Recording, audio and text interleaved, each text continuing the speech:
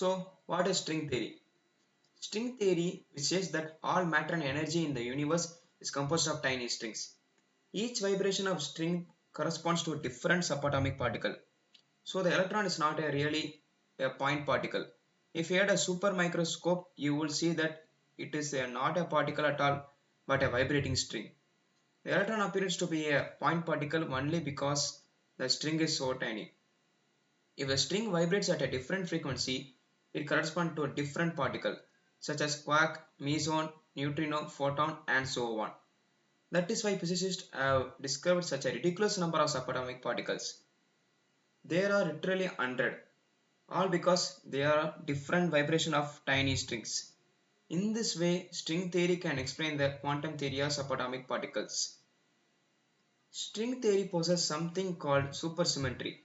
For every particle, there is a partner, a superparticle or a S particle.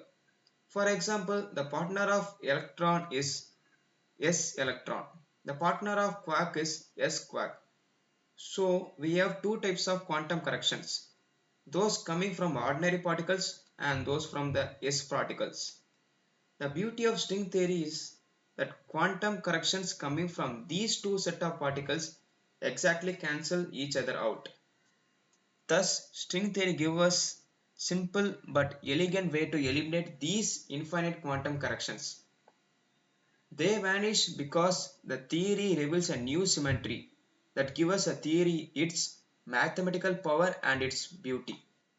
Most importantly, supersymmetry cancels the quantum corrections of particles with those of S particles, leaving us with a finite theory of gravity. This also explains that answer to the questions most often heard about string theory: why does it exist in 10 dimension, why not in 13 or 20? This is because of number of particles in string theory can vary with dimensionality of space-time. In higher dimensions, we have more particles.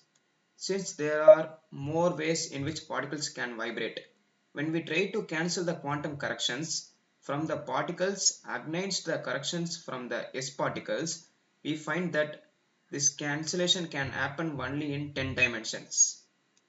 Although Einstein's theory allows for possibilities of wormholes and faster than light travel, you need string theory to calculate how stable these wormholes are in the presence of quantum corrections. However, as elegant and powerful as string theory, it is not enough. It must ultimately face the final challenge, which is experiment.